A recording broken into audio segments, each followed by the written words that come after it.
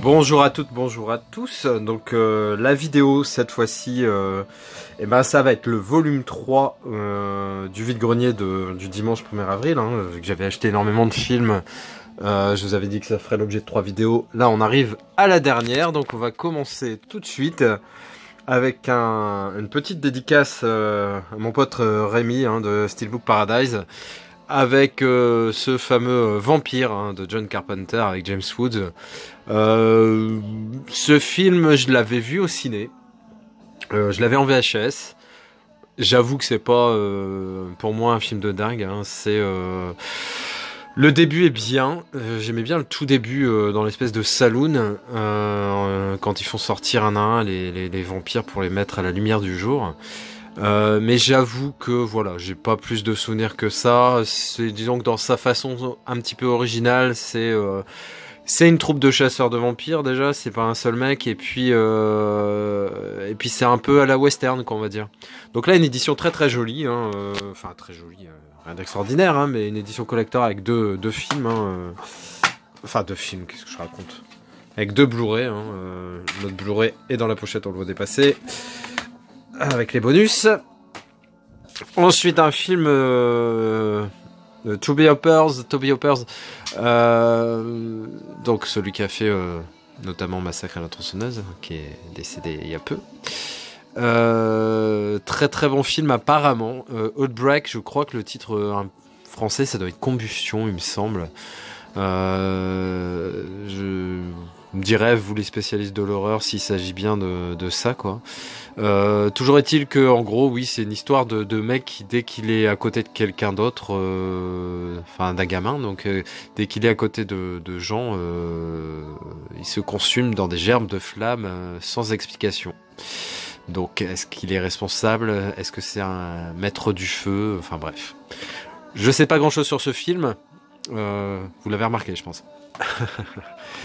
Ensuite, Frères de sang en basket case, on en entend pas mal parler aussi ces derniers temps. Là, je l'ai trouvé en DVD, ça m'ira très bien pour ce genre de film. Moi, ça me suffit. Je suis pas un foufou des vieux films, on va dire d'horreur. Et donc, je pense que le support DVD est largement à la hauteur des images. Et donc une histoire de frères siamois qui ont été séparés, quoi, et dans le panier en osier, il y a le deuxième frère qui est beaucoup moins sympa, on va dire, que le premier.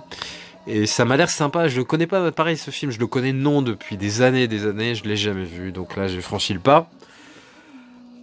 Mom and Dad, la torture, cette famille. Donc encore un film que je ne connais pas, enfin que je n'ai pas vu en tout cas. Et j'ai entendu parler par Kevin. Enfin, je lui avais posé la question, en gros, si ça valait le coup de le prendre. Donc apparemment, oui. Donc un film de torture, un petit peu à l'assaut, Hostel et compagnie. Le clown de l'horreur, je le vois souvent présenté, je sais pas ce qu'il vaut. J'ai tellement aimé le dernier clown d'Eliros que bon, forcément j'ai un peu peur d'être déçu parce que franchement le clown, j'ai vraiment adoré. Ensuite c'est vrai que je me suis empressé de l'acheter en Blu-ray et finalement en édition 4K et compagnie, et je l'ai toujours pas vu. Donc là, le clown de l'horreur. Encore de l'horreur, il y a encore quelques films d'horreur comme ça. Donc Broken. Donc Broken, c'est un mec et sa fille. Non, je crois que c'est une gonzesse, Hop. Oui, donc Hop et sa fille sont enlevés et emmenés dans une forêt isolée par un mystérieux inconnu. Après avoir subi une série de sévices, humiliants et violents, normal jusque-là, elle se bat désespérément pour s'échapper et découvrir ce qu'il est advenu de sa fille disparue. Enlèvement, séquestration, torture, humiliation et sévices sont toujours... Ensuite, un truc qui va pas vous réconcilier avec ce professionnel de la santé qui est le dentiste. Donc le dentiste, pareil, pas forcément hyper facile à trouver. Donc là, à votre avis, j'ai trouvé le 1 et j'ai eu le 2. Donc ma foi, très content. Je vous dis, il me semble pas que ça soit super évident à trouver. Enfin, tout se trouve. Soit on met le prix, soit on y met le temps, mais tout se trouve. Hein. Donc voilà, le dentiste, je pense qu'il n'y a pas besoin de lire l'histoire. Hein, on comprend vaguement de quoi il va s'agir. Deuxième sous-sol. Alors si je me souviens bien, encore un film que Mel de Mademoiselle Latino avait présenté, elle en avait parlé, comme quoi c'était un film pas mal, si je me souviens bien, hein, parce qu'elle en présente beaucoup, mais généralement je suis complètement de ses avis. D'ailleurs j'ai une wishlist où il y a une bonne dizaine de films qui sont inspirés justement de ces vidéos, des films qu'elle m'a donné envie de voir. Hein, au fur et à mesure je me les procure et je les regarde. Et donc là, c'est le soir du réveillon de Noël. Hein, jeune cadre ambitieuse, elle veut rejoindre sa famille, elle descend dans le parking, sa voiture elle démarre pas. Et là c'est le bordel. Les Morsures de l'Aube, donc film de Antoine Decaune avec Guillaume Canet qui est quand même l'acteur préféré de Rémi. Donc une histoire de vampire, hein, plus de la curiosité qu'autre chose. Je sais pas trop à quoi m'attendre. Bon, Asia Argento j'aime bien. Moi je suis pas Guillaume Canet n'est pas mon ennemi juré. Hein, je m'en fous un peu. Voilà. Il me pose pas de problème, on va dire. Gérard Lanvin, j'aime bien. Donc, c'est plus, voir ce dont sont capables nos chers compatriotes dans le domaine de l'horreur. Et dernier film, Next Door. Elle aurait dû mettre un soutien-gorge quand même. Hein. Donc, des voisines sexy. Hein, et donc, le mec va faire la connaissance de ses voisines. Ça m'a fait penser un peu à Knock Knock, même si là, il n'y a pas d'histoire de tromperie avec sa femme, vu qu'apparemment, il est seul. Mais ça va être un jeu un petit peu dangereux, où va se mêler un peu, je pense, la sensualité, le sexe et le cauchemar. Donc, on en a terminé avec les films d'horreur. Reste film aventure et comédie. Il reste 7 films à vous présenter, donc ça va. Je suis allé un peu plus vite, je pense, que d'habitude pour les volumes de ces vidéos. Là, je pense directement à Ip Man, qui adore, je pense, ce genre de film. Enfin, tu me diras si je me trompe, mais l'Indien avec Lou Diamond Phillips. Pareil, je me souviens de la jaquette sur mon présentoir à VHS que j'avais dans ma chambre quand j'étais ado. Mais le film, j'avoue que je m'en souviens peu. Il a souvent joué le rôle d'Indien, et là en l'occurrence c'est un peu ça. En gros, il est adopté par une famille assez riche à Beverly Hills, et à son 30e anniversaire, il va recevoir une amulette qui lui demande de le rejoindre à Sioux City, la réserve indienne où il est né.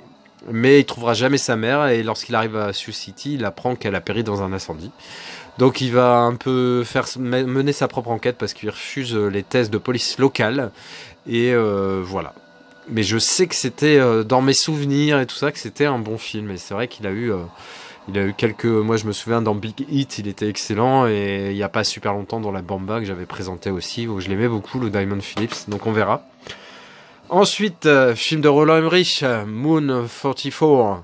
Donc dans l'espace, personne ne viendra à votre aide. Donc film de science-fiction qui m'a l'air...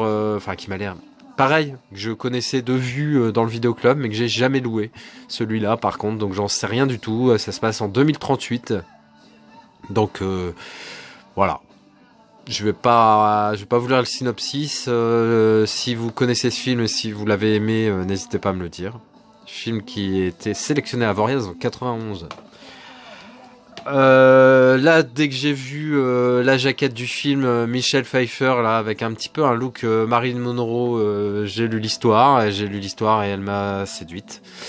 L'histoire, hein, pas Michelle Pfeiffer. Mais Michelle Pfeiffer, c'est une gonzesse, une actrice que j'aime beaucoup. Je l'ai adorée forcément un peu comme tout le monde dans Esprit Rebelle.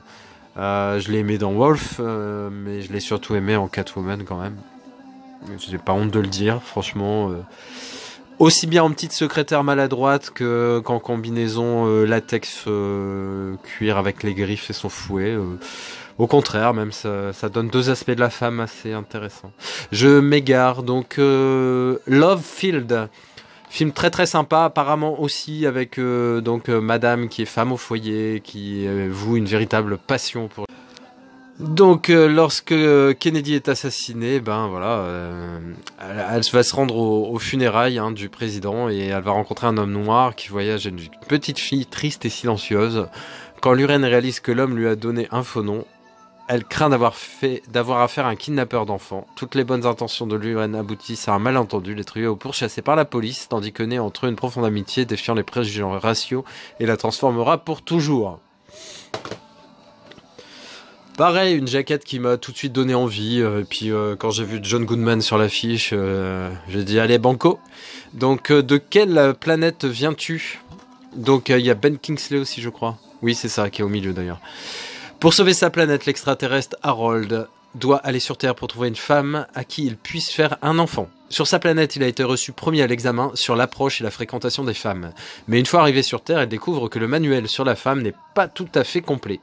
Il est poursuivi par un expert en extraterrestre, John Goodman, troublé par son collègue infidèle et obsédé sexuel Greg Kinnear. Et en plus, il rencontre l'amour de sa vie, Annette Bening.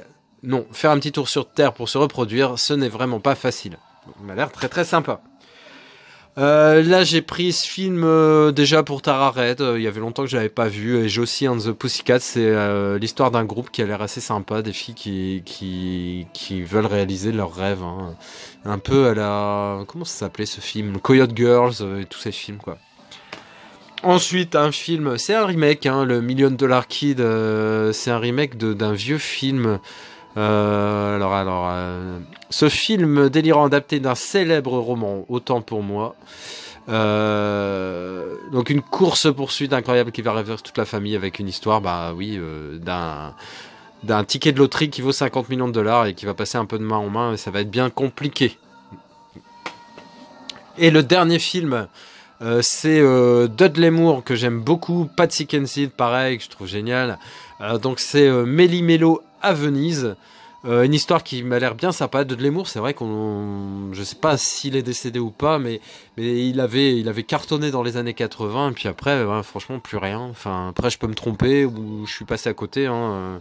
Je suis loin d'être infaillible, très très loin. Donc n'hésitez pas à me parler de Dudley Moore si vous en savez un peu plus. Donc l'histoire se déroule à Venise. Hein. Méli-Mélo à Venise, si c'était passé à Rio, j'aurais halluciné. Donc, dans un palace dont le groupe va distribuer dans le désordre des lettres à des gens auxquels elles n'étaient pas destinées, réciproquement, cette bévue va entraîner toute une série de quiproquos et de bagarres. Un tueur professionnel, un maire Casanova et un agent immobilier maladroit se retrouvent en lieu et place les uns des autres sans l'avoir voulu. Humour, romance, action et meurtre s'enchaînent dans la confusion la plus totale. Voilà, bah écoutez, ce sera tout pour ce volume 3 de ce vide-grenier de dimanche dernier. Là, dimanche qui arrive, peut-être le jour où je vais sortir d'ailleurs cette vidéo, le dimanche 8 avril, je pourrais pas m'y rendre. J'avais essayé, mais finalement, au boulot, ils ont trop besoin de moi. Hein. On peut pas se passer de moi, donc qu'est-ce que vous voulez que je vous dise? J'aurais tenté, mais bon, toujours est-il que je ne pourrais pas aller au vide-grenier qui s'annonçait sympa et qui était pas loin de chez moi, donc ça me fait... Merci encore d'avoir regardé cette vidéo, n'hésitez pas à la commenter, à liker et à vous abonner si ce n'est déjà fait. Allez, ciao. Monumentale erreur.